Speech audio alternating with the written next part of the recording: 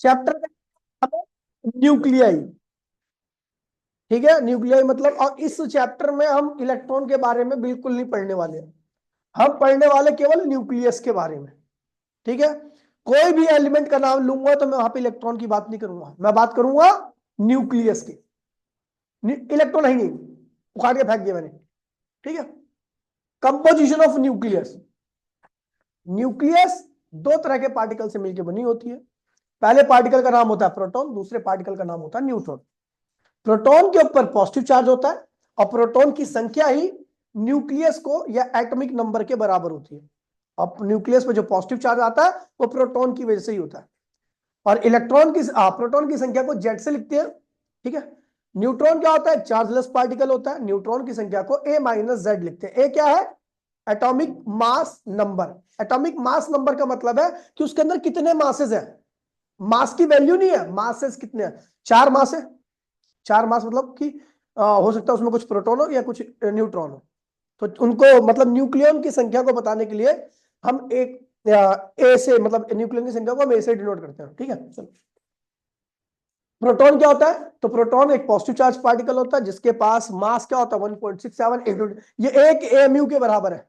Proton का मास और neutron का मास, इन दोनों का मास 1 एएमयू के बराबर होता है, जिसकी वैल्यू होती है 1.67 इंटू 10⁻⁻27 किलोग्राम, ठीक है। ये सब तो जान दो इंपॉर्टेंट टर्म्स। न्यूक्लियस क्या होते हैं, तो न्यूक्लियस के अंदर जो कुल पार्टिकल्स होते हैं, प्रोटॉन और न्यूट्रॉन की कुल संख्या को हम क्या कहते हैं भैया, जो प्रोटॉन और न्यूट्रॉन होते हैं उनको हम न्यूक्लियस कहते हैं। एटॉमिक नंबर क्या होता है, एटॉमिक नंबर होता है न्यूक्लियस के अंदर प्रेजेंट कुल प्रोटॉन की संख्या, न्यूक्लियस के अंदर प्रेजेंट प्रोटॉन की संख्या। मास नंबर क्या होता है, तो न्यूक्लियस के अंदर प्रेजेंट न्यूक्लियन की संख्या को हम क्या कहते हैं भैया, मास नंबर। मान लीजिए 10 प्रोटॉन न्यूट्रॉन है, 10, तो न्यूक्लियन का नंबर कितना होगा, 10, और एटॉमिक मास नंबर भी क्या होगा, 10 ही होगा। नंबर ऑफ प्रोटॉन को जेड से लिखते हैं, नंबर ऑफ इलेक्ट्रॉन को भी जेड से ही लिखते हैं, इलेक्ट्रॉन की तो खैर बात ही नहीं यहाँ पर। न्यूक्लियन को ए से लिखते हैं और न्यूट्रॉन को ए माइनस जेड से लिखते हैं।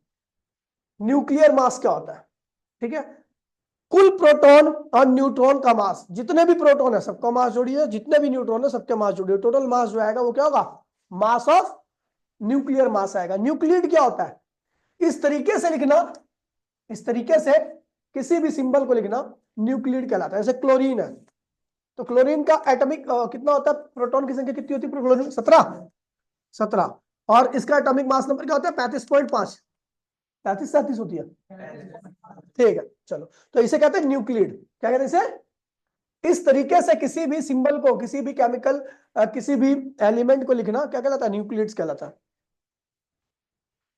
आइसोटोप क्या होता है, ऐसी न्यूक्लियस जिसके अंदर प्रोटॉन की संख्या क्या होती है, सेम होती है, या जिनका एटॉमिक नंबर, प्रोटॉन की संख्या ही तो होती है, ठीक है। तो ऐसी न्यूक्लियस जिसके अंदर प्रोटॉन की संख्या क्या होती है भैया, सेम होती है, उसको हम क्या कहते हैं भैया, आइसोटोप कहते हैं। और इनकी केमिकल प्रॉपर्टी क्या होती है, सेम होती है। जैसे आपको एग्जांपल दे रखा है हाइड्रोजन, ड्यूट्रियम, ट्रिटियम, इन सब के अंदर एक एक प्रोटॉन आपको मिलने वाला है, ठीक है।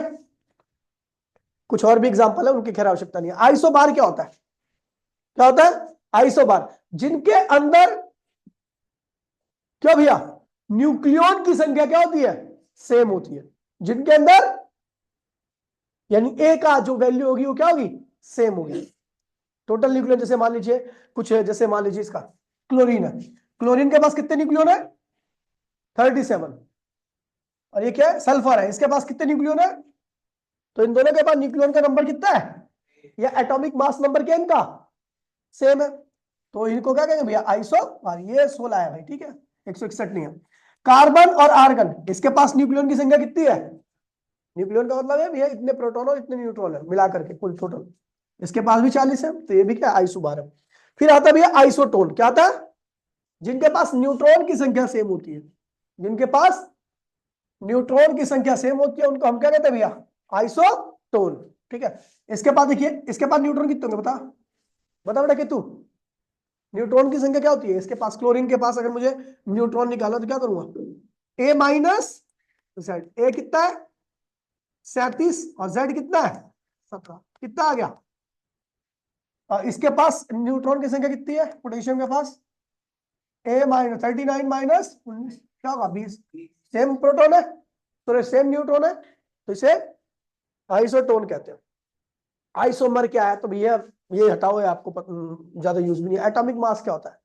एटॉमिक मास है कार्बन 12 का जो मास होता है उसका 1/12 पार्ट। कार्बन 12 का जो मास होता है, कार्बन 12 सोचते हो जिसके अंदर न्यूक्लियन की संख्या क्या हो, 12 हो, ऐसा कार्बन जिसके पास न्यूक्लियन की संख्या क्या हो, उसका कुल मास का 1/12 पार्ट, 1/1 AMU कहलाता है।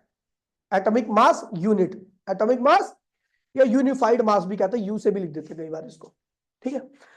1 AMU, 1 AMU क्या होता है? 1/12 part of mass of carbon 12। Carbon 12 का जो मास होता है इतना होता है, ठीक है। एक एटम के कार्बन 12 का मास इतना होता है, उसका 1/12 पार्ट किया तो ये क्या गया, इतना आया 1.66 इंटू 10⁻⁻27। ये करीबन आपका प्रोटॉन और न्यूट्रॉन दोनों के मास के लगभग क्या होता है, सेम होता है। यानी प्रोटॉन और न्यूट्रॉन का खुद का मास भी क्या होता है, 1 AMU के बराबर होता है। समझ गए? कुछ जिन पार्टिकल्स को आप जानते हैं उनका मास मैं AMU में बता रहा हूं। इलेक्ट्रॉन का जो मास होता है वो इतना AMU होता है। एक AMU की वैल्यू आप सबको पता 1.67 इंटू 10⁻⁻27 होती है। तो इलेक्ट्रॉन का इसमें इसकी मल्टीप्लाई इसमें कर दोगे तो आपको इलेक्ट्रॉन का मास किलोग्राम में पता लग जाएगा। ऐसे प्रोटॉन का मास जो होता है AMU में इतना होता है, और इसकी वैल्यू आपको पता ही है कितनी होती है, इतनी होती है। अगर इस वैल्यू को इससे मल्टीप्लाई कर दोगे तो आपका इतना आ जाएगा, ठीक है। ये आपका ही आ गया न्यूट्रॉन का मास AMU में, ठीक है। मास ऑफ हाइड्रोजन एटम, तो आपको पता है हाइड्रोजन एटम के अंदर क्या होता है, एक प्रोटॉन और एक इलेक्ट्रॉन। प्रोटॉन का मास AMU में आपको पता है, इलेक्ट्रॉन का ही पता, जोड़ोगे तो क्या आएगा, ये आएगा। एटॉमिक मास का मेजरमेंट करने के लिए एक यंत्र का उपयोग होता है, उस यंत्र का नाम है स्पेक्ट्रोमीटर। क्या है, याद रखना इसको क्योंकि एक नंबर का क्वेश्चन पूछा आता है। एनर्जी, जब मैं एनर्जी की बात करता हूं तो यहां पर जो न्यूक्लियस की एनर्जी होती है ना वो इलेक्ट्रोवोल्ट में नापी जाती है। किसमें नापी जाती है, इलेक्ट्रोवोल्ट में। 1 इलेक्ट्रोवोल्ट को डिफाइन करना है आपको, तो बस ध्यान रखना 1 वोल्ट के पोटेंशियल डिफरेंस में, 1 वोल्ट के पोटेंशियल डिफरेंस आता है पॉजिटिव और नेगेटिव के बीच में, वहां पे इलेक्ट्रॉन रख दोगे तो इलेक्ट्रॉन भागेगा नेगेटिव से पॉजिटिव की तरफ। इलेक्ट्रॉन एक्सिलरेट हो रहा है, तो एक्सिलरेट होगा तो इलेक्ट्रॉन के पास क्या आएगी, काइनेटिक एनर्जी। क्या आएगी, तो 1 वोल्ट के पोटेंशियल डिफरेंस में इलेक्ट्रॉन जितनी काइनेटिक एनर्जी गेन करता है उसको हम 1 EV कहते हैं। क्या कहते हैं, 1 EV। फॉर्मूला कहां से आया, तो भैया ध्यान रखना, जो एनर्जी का फॉर्मूला होता है वो होता है Q इंटू में V। इलेक्ट्रॉन के पास चार्ज कितना होता है E, और पोटेंशियल कितना अप्लाई कर रखा है, 1 वोल्ट। क्या अप्लाई कर रखा है, तो एनर्जी कितनी आएगी 1 EV, और ये किसके बराबर आएगी, काइनेटिक के। किसके बराबर होगी, क्योंकि इस एनर्जी की वजह से इलेक्ट्रॉन क्या होता है, भागता। भागना मतलब 1 EV इतने जूल के बराबर होती है, 1 मेगा EV इतने जूल के बराबर होगी, ठीक है।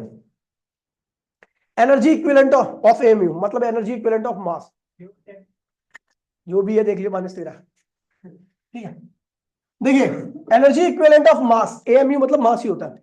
मास एनर्जी के इक्विवेलेंट होता है। किसने बताया सबसे पहले, आइंस्टीन ने। किस रिलेशन के हिसाब से, E इक्वल्स टू mc², ठीक है। इस हिसाब से कि m क्या है, वो मास जो एनर्जी में कन्वर्ट हुआ है, और E क्या है, वो एनर्जी जो उस मास की वजह से आई है। अगर उस एनर्जी की वैल्यू निकालना चाहते हो तो उस मास में क्या करो, c² से मल्टीप्लाई कर दीजिए।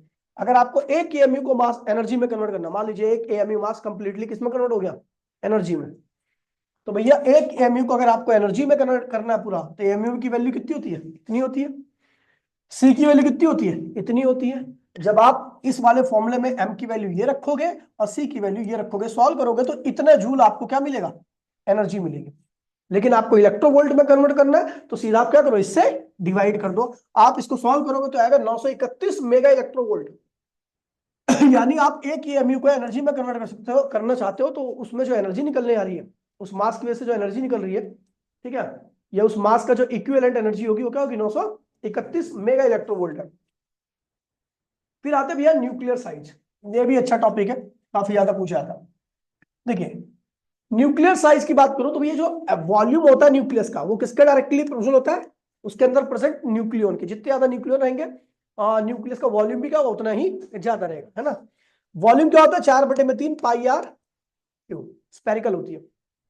आर, यहां पर इस प्रोपोर्शनलिटी साइन को हटाने के लिए हम एक कांस्टेंट का इस्तेमाल करते हैं R0, ठीक है। और ये क्या होगा, अभी रहने दो, इसे छोड़ो,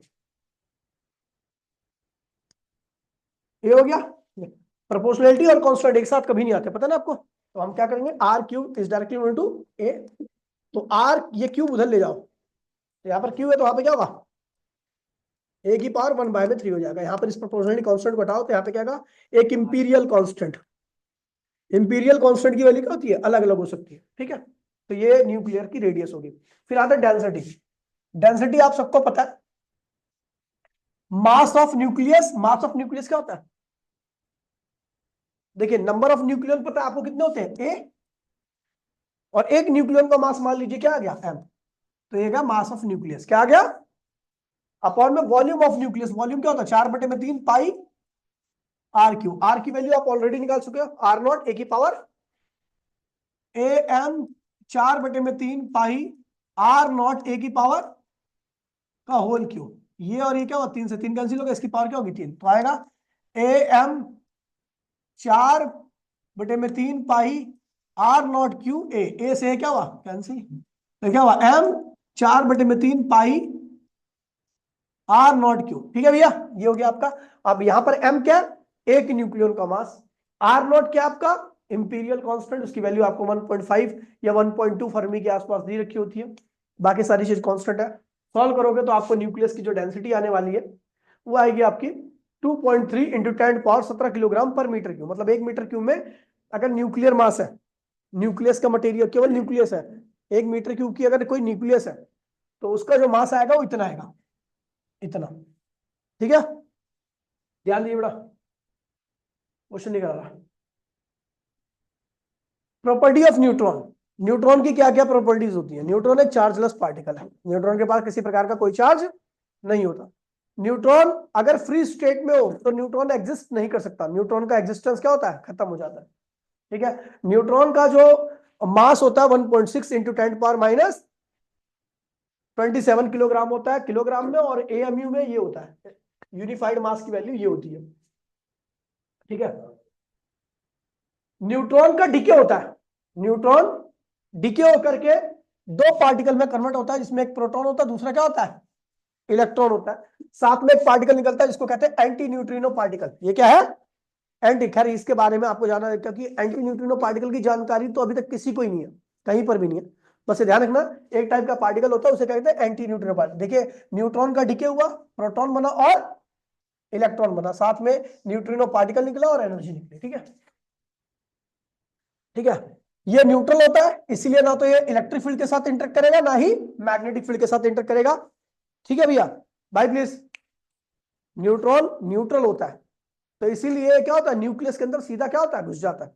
मतलब इसकी पेनिट्रेटिंग कैपेसिटी क्या होती है, बहुत ज्यादा होती है, ये किसी को भी पेनिट्रेट कर देता है। किसी के साथ जो इंटरेक्ट नहीं करता वो सीधा सीधा आरम पार निकल जाता है, इसका मतलब उसकी जो पेनिट्रेटिंग पावर है वो बहुत ज्यादा है।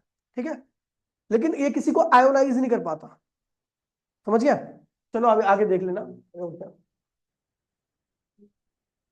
देखिए न्यूक्लियर रिएक्शन स्टार्ट करने के लिए हम एक पार्टिकल का इस्तेमाल करते हैं, वो क्या होता है, न्यूट्रॉन। क्यों बेलवाल, न्यूट्रॉन का ही क्यों इस्तेमाल किया जाता है न्यूक्लियर रिएक्शन स्टार्ट करने के लिए, प्रोटॉन का क्यों नहीं।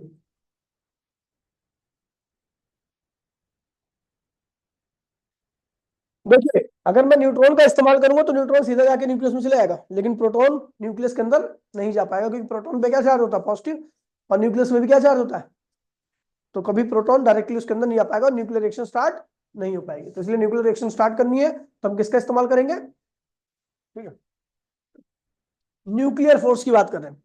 न्यूक्लियर फोर्स स्ट्रॉन्गेस्ट फोर्स होता है नेचर में। ये क्या होता है, नॉन कंजर्वेटिव होता है, नॉन सेंट्रल होता है। ये दो न्यूक्लियन के सेंटर से नहीं लगता, दोनों न्यूक्लियन के सरफेस टू सरफेस लगता है। जैसे ग्रेविटेशन फोर्स हो गया, मैग्नेटिक फोर्स हो गया, इलेक्ट्रिक फोर्स हो गया, ये हमेशा सेंटर टू सेंटर लगते हैं।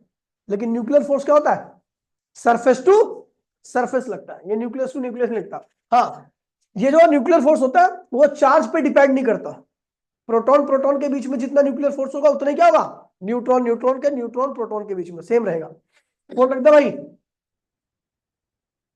ठीक है, कौन रख दे।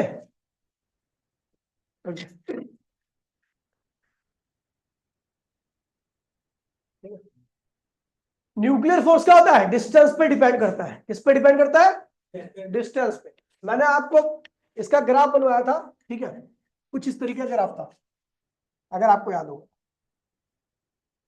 ठीक है। ये है potential energy positive. Potential energy positive जब होती है, जब क्या होता है, रिपल्सन होता है। क्या होता है? ये होता है पोटेंशियल एनर्जी नेगेटिव। ये कब आती है? जब आपका क्या होता है, अट्रैक्शन होता है। जब दो न्यूक्लियन के बीच में कुछ डिस्टेंस होता है, ठीक है, ये आर है, ठीक है, ज्यादा डिस्टेंस होता है तो ये न्यूक्लियर फोर्स क्या होता है, अट्रैक्टिव तो होता है लेकिन बहुत कम अट्रैक्टिव होता है। जैसे से दूरी कम होने लगती है, ये अट्रैक्टिवनेस क्या होती है, बढ़ते लगती है। और जैसे ही आप एक डिस्टेंस पे आते हो जिसको आर नॉट कहते हैं, क्या कहते हैं, उस पर ये न्यूक्लियर फोर्स क्या होता है, मैक्सिमम अट्रैक्शन शो करता है। उसके बाद अगर आप डिस्टेंस को कम करोगे तो इसका अट्रैक्शन धीरे धीरे कम होगा, और यहां पर आके क्या होगा, ये अट्रैक्शन जीरो में कन्वर्ट हो जाएगा। इससे कम के डिस्टेंस पे करोगे तो ये क्या होगा, अट्रैक्शन के यहाँ पे क्या होगा, रिपल्शन में कन्वर्ट हो जाएगा। अच्छा, वो दूरी क्या होती है, देखिए ये आर नॉट है।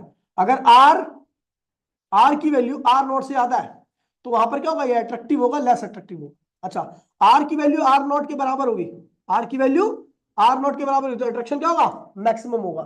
और आर की वैल्यू आर नॉट से कम होगी तो ये थोड़ा अट्रैक्शन क्या होगा, कम हो जाएगा। जब इस वाले डिस्टेंस से भी कम होगी तो कैसा हो जाएगा फोर्स, खैर इस डिस्टेंस पे कोई पहुंच ही नहीं पाता, ये वाला डिस्टेंस समझ लो नहीं एग्जिस्ट करता, ठीक है। तो यहां तक कोई पहुंच ही नहीं पाएगा, न्यूक्लियन इतनी कम दूरी नहीं होती, ठीक है। अच्छा, जहां पर आपका न्यूक्लियर फोर्स मैक्सिमम होता है वो क्या होता है, 0.8 फर्मी। क्या होता है, ये जो वैल्यू होती है ना, इसे 0.8 फर्मी लिखते हैं। ये है 0.4 फर्मी। 0.4 फर्मी के बीच में न्यूक्लियर फोर्स की वैल्यू ना तो अट्रैक्टिव होती है ना ही रिपल्सिव होता है, न्यूट्रल हो जाता है। अच्छा, उससे कम के डिस्टेंस पे होगा तो कैसा हो जाएगा, रिपल्सिव। मास डिफेक्ट क्या है, क्या है, देखिए भैया, न्यूक्लियन जब न्यूक्लियस नहीं बनी होती है, न्यूक्लियस तो जितने भी प्रोटॉन न्यूट्रॉन मिलकर के न्यूक्लियस बनाने वाले हैं उन सबका मास नोट कर लीजिए। जब न्यूक्लियस बन जाए उन सबके मिलने से, तब का मास नोट कर लीजिए। इन दोनों मास में क्या आता है, डिफरेंस आता है। उसी मास को हम क्या कहते हैं, उसी डिफरेंस को हम क्या कहते हैं, मास डिफेक्ट कहते हैं। क्या कहते हैं, ठीक है। ये मास जो डिफेक्ट आता है वो क्या होता है, न्यूक्लियस के बनने के दौरान में जो एनर्जी रिलीज होती है वो एनर्जी इसी डिफेक्ट की वजह से आती है। जितना ज्यादा मास डिफेक्ट आएगा उतनी ज्यादा क्या होगी, एनर्जी निकलेगी। न्यूक्लियस की स्टेबिलिटी क्या होगी, उतनी ही ज्यादा होगी, न्यूक्लियस उतनी ज्यादा स्टेबल होगी, ठीक है। पैकिंग फ्रैक्शन, पैकिंग फ्रैक्शन मैंने आपको बताया था कि जब मास डिफेक्ट आता है, ज्यादा मास डिफेक्ट आता है तो न्यूक्लियस बहुत ज्यादा चिपके होते हैं, बहुत ज्यादा क्लोज होते हैं, ठीक है। तो पैकिंग फ्रैक्शन क्या होता है, बढ़ जाता है, यानी मास डिफेक्ट ज्यादा तो पैकिंग फ्रैक्शन ज्यादा, ठीक है। अच्छा, जितने ज्यादा न्यूक्लियन रहेंगे, मास डिफेक्ट आपको बता दूं उतना ही हर न्यूक्लियन के अंदर क्या आएगा, कम आएगा। जितने ज्यादा न्यूक्लियन, देखिए कम न्यूक्लियन है तो मास डिफेक्ट आया वो ज्यादा आएगा पर न्यूक्लियन के अंदर। लेकिन अगर न्यूक्लियन ही बहुत ज्यादा है तो पर न्यूक्लियन के अंदर जो मास डिफेक्ट आएगा वो क्या होगा, कम आएगा। तो पैकिंग फ्रैक्शन यानी स्टेबिलिटी क्या होगी उस केस में, देखिए ध्यान दीजिए, मैं ले रहा हूं ये तो न्यूक्लियन है, इस तरीके से जुड़े हुए हैं, ऐसे ऐसे करके, ठीक है, ऐसे। और ये 3 न्यूक्लियन है, ठीक है, और ये 3 न्यूक्लियन ऐसे जुड़े हुए हैं। कौन कौन ज्यादा अच्छे से जुड़ा होगा, ए वाला या बी वाला, क्योंकि इसके अंदर मास डिफेक्ट क्या है, ज्यादा है। देखना बहुत सारा पार्ट गायब हो गया है न्यूक्लियन का, यहाँ पर न्यूक्लियन का बहुत सारा पार्ट है तो इसलिए इसके अंदर मास डिफेक्ट क्या है, कम आया। तो इसका पैकिंग फ्रैक्शन क्या होगा, ज्यादा होगा, ये अच्छे से पैक्ड होगा न्यूक्लियस, और ये कम अच्छे से पैक्ड होगी, ठीक है। तो यानी जो पैकिंग फ्रैक्शन है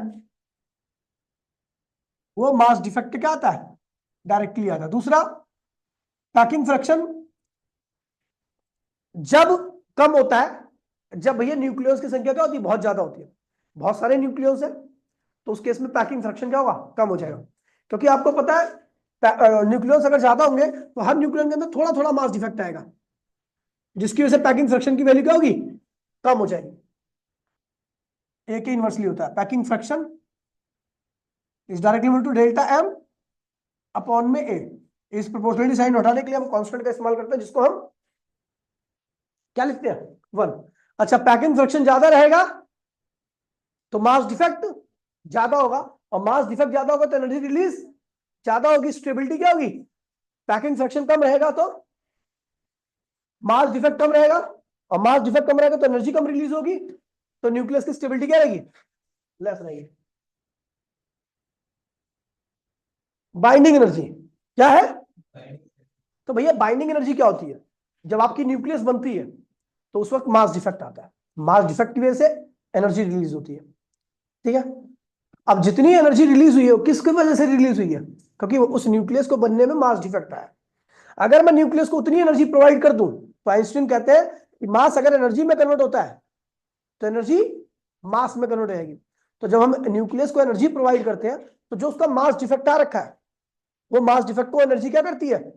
पूरा कर देती है। और जैसे ही न्यूक्लियस को उनको खुद का मास मिलता है एनर्जी की वजह से, वैसे ही न्यूक्लियस क्या होते हैं? अलग अलग हो जाते हैं। तो न्यूक्लियन को अलग अलग करने के लिए जो भी आप एनर्जी देते हो उसी को हम क्या कहते हैं भैया? Binding energy. न्यूक्लियस को तोड़ने के लिए, न्यूक्लियस से न्यूक्लियन को अलग करने के लिए आप जितनी एनर्जी सप्लाई दोगे उसी को हम क्या कहते हैं भैया? बाइंडिंग एनर्जी कहते हैं। ज्यादा मास डिफेक्ट आएगा, ज्यादा एनर्जी निकलेगी तो आपको न्यूक्लियस की स्टेबिलिटी क्या होगी? ज्यादा होगी। ज्यादा स्टेबल न्यूक्लियस को तोड़ने के लिए आपको एनर्जी भी सप्लाई क्या करनी पड़ेगी? तो बाइंडिंग एनर्जी उसकी क्या होगी? ज्यादा होगी। बाइंडिंग एनर्जी कुछ नहीं है, मास डिफेक्ट इनटू में। अच्छा, मास डिफेक्ट की वैल्यू क्या होती है आदित्य? क्या कह रहा है? डेल्टा एम की वैल्यू पूछ रहा हूं क्या? डेल्टा एम इक्वल्स टू में जेड एम पी यानी mass of proton, A minus Z M N यानी mass of neutron, minus mass of nucleus. ये मास डिफेक्ट है। इसमें अगर आप सी स्क्वायर की मल्टीप्लाई कर दो तो क्या होगा? ये बाइंडिंग एनर्जी बन जाएगा। और डिवाइड कर दो ए से तो ये बाइंडिंग एनर्जी पर न्यूक्लियन बन जाएगा। याद है नहीं याद है? ये रहा पूरा। वो तो मल्टीप्लाई 931 मेगा इलेक्ट्रॉन वोल्ट से कर उसका क्या? वो तो देख, वो पता क्या है, अब इतने ये जो करेगा सी से मल्टीप्लाई करके आएगा, ये जो मास डिफेक्ट आएगा वो एएमयू में आएगा। क्या आएगा? एएमयू में। अब इसके सी की मल्टीप्लाई करेगा तो सी तो एम के सी यूनिट है और एएमयू कोई और यूनिट है। तो हम सी स्क्वायर की यहाँ पे क्या करते हैं? इस डेल्टा एम में क्या मल्टीप्लाई कर देते हैं? 931.5 मेगा इलेक्ट्रोवोल्ट की। तो जो आंसर आएगा वो मेगा इलेक्ट्रोवोल्ट में आ जाएगा। मतलब मुझे सी स्क्वायर की मल्टीप्लाई करनी नहीं होती। अगर मेरे को मास डिफेक्ट पता लग गया तो सीधा उसको किससे मल्टीप्लाई कर दो? 931.5 मेगा इलेक्ट्रोवोल्ट से। तो उस मास डिफेक्ट की वजह से जो एनर्जी निकली है वो आपको पता लग जाएगी, या आपको जो एनर्जी सप्लाई करनी है वो भी पता लग जाएगी, ठीक है। बाइंडिंग एनर्जी पर न्यूक्लियन, तो टोटल बाइंडिंग एनर्जी को अगर आप डिवाइड करते हो ए से यानी न्यूक्लियन की संख्या से तो आपको बाइंडिंग एनर्जी पर न्यूक्लियन पता लग जाएगी। अच्छा हाँ, बाइंडिंग एनर्जी पर न्यूक्लियन जितनी ज्यादा होगी हर न्यूक्लियन के अंदर उतना ज्यादा क्या होगा? मास डिफेक्ट आया होगा। हर न्यूक्लियन का पैकिंग फ्रैक्शन क्या होगा? उतना ज्यादा होगा। और हर न्यूक्लियस की स्टेबिलिटी क्या होगी? उतनी ज्यादा होगी। तो ध्यान रखना, बाइंडिंग एनर्जी पर न्यूक्लियन ही एक्चुअल में न्यूक्लियस की स्टेबिलिटी के बारे में बताता है। यहां पर मैंने एक एग्जांपल लिया है, which one is more stable. तो दो न्यूक्लियस है, पहली न्यूक्लियस की टोटल बाइंडिंग एनर्जी कितनी है? 100। नंबर ऑफ न्यूक्लियन कितने हैं? तो हर न्यूक्लियन के अंदर कितना मास बाइंडिंग एनर्जी पर न्यूक्लियन है? ठीक है, इसकी बाइंडिंग एनर्जी कितनी है? इसके अंदर न्यूक्लियन कितने हैं? तो बाइंडिंग एनर्जी पर न्यूक्लियन कितना आ रहा है? 8। तो 8 ज्यादा है 10 ज्यादा है? यानी भैया आप कभी भी binding energy, total binding energy देख करके न्यूक्लियस की स्टेबिलिटी नहीं बताओगे। आप क्या देखोगे? देखोगे बाइंडिंग एनर्जी पर न्यूक्लियन। जब बाइंडिंग एनर्जी पर न्यूक्लियन ज्यादा रहेगा तो न्यूक्लियस की स्टेबिलिटी भी क्या होगी? ज्यादा होगी। बाइंडिंग एनर्जी कर्व, ठीक है। बाइंडिंग एनर्जी कर्व आपको याद रहना चाहिए, ठीक है।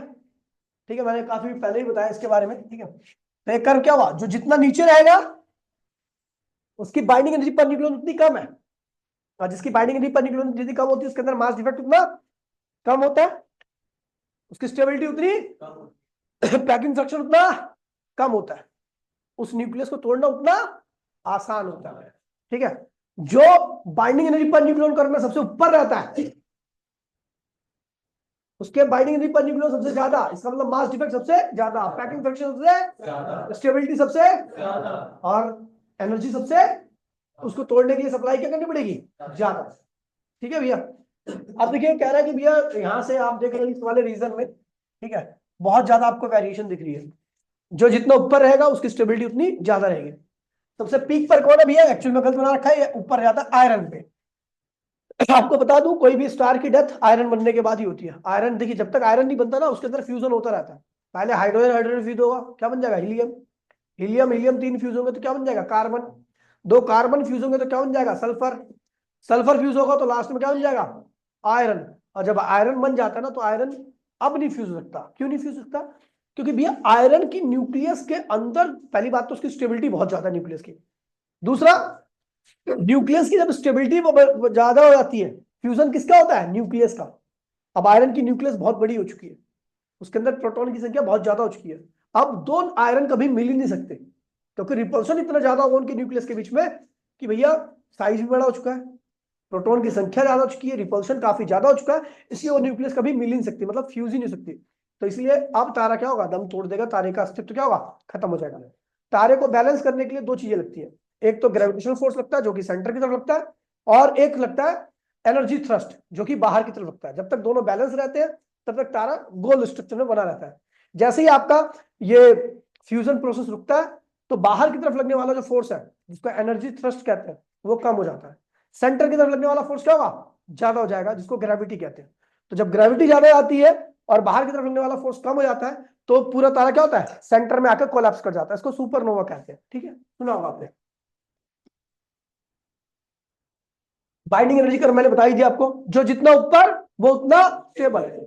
ठीक है, और जो जितना स्टेबल उसके अंदर मास डिफेक्ट उतना, और जिसके अंदर मास डिफेक्ट जितना ज्यादा उसका पैकिंग फ्रिक्शन उतना, उसको तोड़ने के लिए एनर्जी क्या देनी पड़ेगी आपको?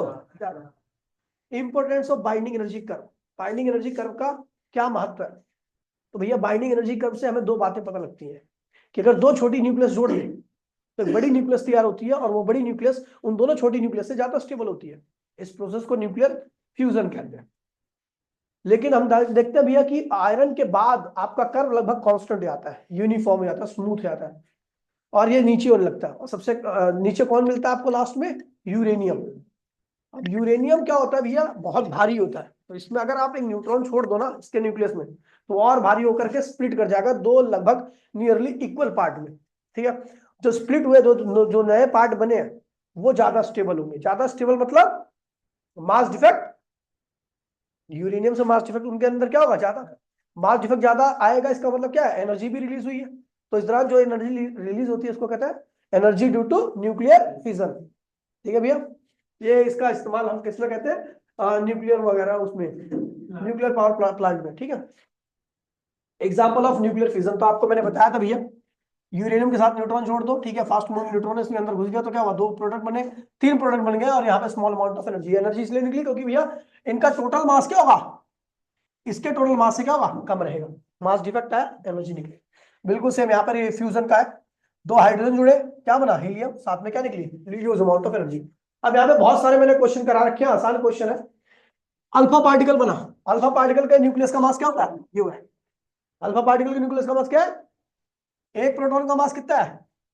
दो अल्फा पार्टिकल, दो प्रोटॉन का मास कितना होगा? क्योंकि अल्फा पार्टिकल के अंदर दो प्रोटॉन दो न्यूट्रॉन होते हैं। एक अल्फा पार्टिकल में प्रोटॉन का सॉरी दो प्रोटॉन का मास क्या होगा? 2 से मल्टीप्लाई कर दो। दो न्यूट्रॉन का मास क्या होगा? 2 से मल्टीप्लाई कर दो। दोनों को जोड़ दो तो आपको पता लग जाएगा भैया जो कुल न्यूक्लियन बनाने के लिए इस्तेमाल हुए अल्फा पार्टिकल का उनका मास पता लग गया। और खुद अल्फा पार्टिकल का मास पता, दोनों को माइनस कर दोगे तो क्या आएगा? मास डिफेक्ट आ जाएगा। मास डिफेक्ट के साथ 931 की मल्टीप्लाई कर दो तो आपको बाइंडिंग एनर्जी भी पता लग जाएगी, टोटल बाइंडिंग एनर्जी पता लगेगी। क्या लगेगी? मैंने बहुत सारे क्वेश्चन करा रखे हैं, आपको याद होगा, बहुत आसान क्वेश्चन है। ठीक है, नॉर्मल कैलकुलेशन है। ठीक है, फिर आता है energy from nucleus, nuclear energy. तो भैया न्यूक्लियस से एनर्जी जो निकलती है वो उसकी वजह होती है न्यूक्लियस बनने के बाद जो मास डिफेक्ट आता है। जो मास डिफेक्ट आता है वो एनर्जी की फॉर्म में बाहर निकलता है, उसी को हम क्या कहते हैं भैया? न्यूक्लियर एनर्जी कहते हैं। भैया हमारे पास दो तरह की न्यूक्लियर एनर्जी है, एनर्जी ड्यू टू फिजन और energy due to fusion. Fission में बड़ी न्यूक्लियस टूटती है और छोटी न्यूक्लियस बनाती है, छोटी न्यूक्लियस का कुल मास जो होता है वो बड़ी न्यूक्लियस के कुल मास से क्या होता है? कम होता है। मास डिफेक्ट है, इसका मतलब एनर्जी निकलेगी। फ्यूजन में भी सेम यही होता है, छोटी न्यूक्लियस मिलकर के एक बड़ी न्यूक्लियस बनाती है। ठीक है, और जो बड़ी न्यूक्लियस बनी है उन दोनों छोटी न्यूक्लियस के इंडिविजुअल मास से क्या है? कम है, टोटल मास से। तो यहाँ पर भी मास डिफेक्ट है। ठीक है, यहाँ पर मैंने कुछ एग्जांपल दे रखे हैं आपको। ठीक है, हाँ, रेडियो एक्टिविटी। रेडियो एक्टिविटी देखिए, बड़ी न्यूक्लियस जो होती है वो साइज बड़े होने की वजह से न्यूक्लियर फोर्स क्या होता है? कम हो जाता है। न्यूक्लियर फोर्स कम हो जाएगा, न्यूक्लियर फोर्स न्यूक्लियस को जोड़ करके रखता है, न्यूक्लियस को जोड़ करके रखता है।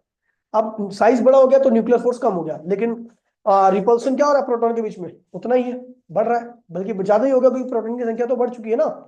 तो इसकी वजह से न्यूक्लियस क्या होती है? अनस्टेबल जाती है। अपनी स्टेबिलिटी को बढ़ाने के लिए ये अपने अंदर से कुछ पार्टिकल को लगातार क्या करती है? एमिट करती है, जिसमें अल्फा, बीटा और गामा होता है।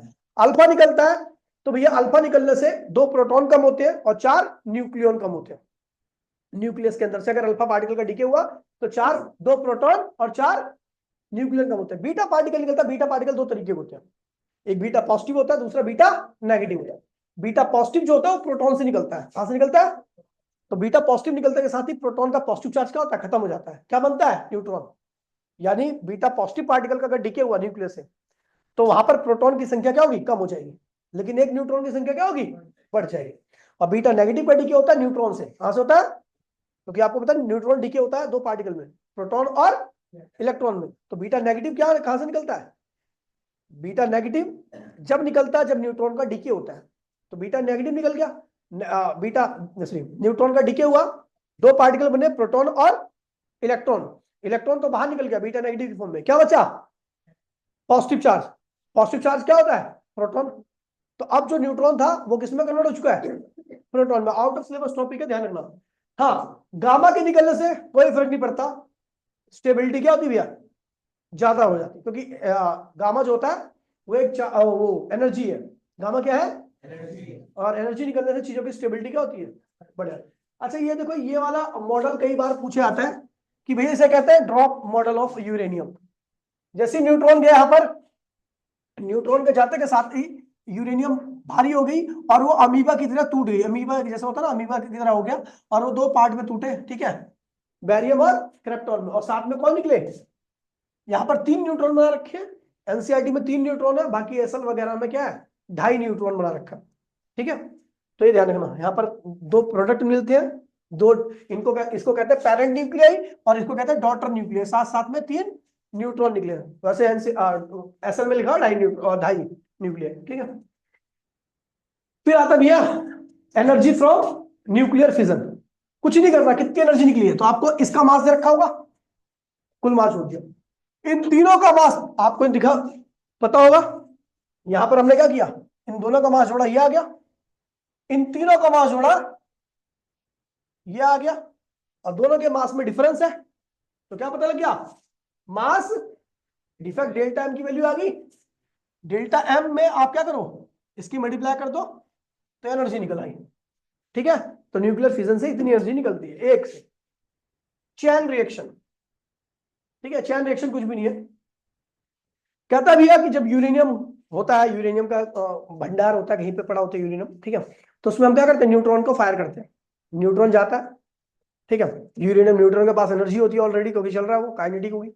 जैसे वो न्यूक्लियस के साथ मिला तो न्यूक्लियस की एनर्जी होगी बढ़ गई, बढ़ी तो न्यूक्लियस क्या हो गया? टूट गया। टूट करके 2 पार्ट में कन्वर्ट हुआ, साथ साथ में वहां से एनर्जी निकली। एनर्जी इसलिए निकली क्योंकि जो प्रोडक्ट बनेगा उसका मास क्या होगा? कम हो जाएगा। समझ गया? तो इसे न्यूक्लियर एनर्जी कहते हैं। आप देखो यहाँ पर अलग अलग स्टेज में एनर्जी निकलती है। पहले स्टेज की बात करूं तो न्यूट्रॉन छोड़ा, ये किससे मिला? यूरेनियम से। यूरेनियम जब मिला तो यहाँ पर 2 प्रोडक्ट बने, कौन बने? क्रिप्टॉन और बैरियम। और 2.5 न्यूट्रॉन बने, तो 2.5 न्यूट्रॉन में से 1 न्यूट्रॉन ये रहा, 1 न्यूट्रॉन ये रहा, ये वाला यहीं पे कैंसिल हो गया, खत्म हो गया। तो ये 2 न्यूट्रॉन कहाँ जाएंगे? अगले स्टेज में जाएंगे और इस बार 2 यूरेनियम के साथ क्या करेंगे? इनका फ्यूजन होगा, फ्यूज करेंगे। ये क्या करेंगे? इसके साथ फ्यूज करेंगे। जैसे फ्यूज करेंगे तो न्यूक्लियस फिर क्या होगी? ऐसी जैसे ये टूटा वैसे ये दोनों भी टूट जाएंगे। यहाँ पे 2.5 न्यूट्रॉन बनेंगे, यहाँ पे 2.5 न्यूट्रॉन बनेंगे, यहाँ से और बाकी एनर्जी निकलेगी, है ना। और 1.5 आधा वाला न्यूट्रॉन तो चला गया, बाकी 2 न्यूट्रॉन जाएंगे, बाकी के 2 यूरेनियम को पकड़ेंगे। यहाँ से 2 न्यूट्रॉन जाएंगे, बाकी के 2। तो आप यहाँ पे देखोगे, यहाँ पर 1 की वजह से एनर्जी निकल रही थी, यहाँ पर 2 की वजह से एनर्जी निकली, यहाँ पर अगली स्टेज में। और इसको कहते हैं भैया न्यूक्लियर रिएक्शन। जब ये जिस प्रकार से अभी हो रहा है अगर उसी प्रकार से होता रहे तो उसे कहते हैं अनकंट्रोल्ड चैन रिएक्शन। क्या कहते हैं उसे? इसमें आपका पहली जनरेशन, दूसरी जनरेशन, तीसरी जनरेशन इतनी तेज चलता है ना कि कुछ माइक्रोसेकंड में सारी जनरेशन कंप्लीट हो जाती है और बहुत तगड़ा एक्सप्लोजन होता है। इसी सिद्धांत पे काम करता है आपका एटम बम, ठीक है। एक कंट्रोल चैन रिएक्शन होती है। कंट्रोल चैन रिएक्शन में हम केवल हर जनरेशन में से एक, हमें यहाँ पे अगली जनरेशन में भी एक ही न्यूट्रॉन का फिजन कराना है, तो हम क्या करेंगे? इन दोनों को ब्लॉक कर देंगे, केवल इसको अलाउ करेंगे। ये केवल किसको जाके पकड़ेगा? 1 यूरेनियम को। उसके साथ भी क्या बनेंगे? 2.5 न्यूट्रॉन, साथ साथ में क्या निकलेगी? तो यहाँ से 2.5 में से 1.5 को फिर यहाँ पे ब्लॉक कर दिया गया, केवल 1 न्यूट्रॉन को अगली स्टेज में जाने के लिए छोड़ दिया गया। तो हर स्टेज में अब एक ही यूरेनियम का क्या होगा? फिजन होगा। इसे कहते हैं कंट्रोल चैन रिएक्शन, ठीक है भैया, समझ गया? जब अपने हिसाब से हम फिक्स करते हैं हर स्टेज में कितने यूरेनियम का फिजन हो, तो उसे कंट्रोल कहते हैं। जब खुद ही हो जाए, छोड़ दे उसके हालात पे, तो इसे अनकंट्रोल कहते हैं। ठीक है भैया, दी एंड।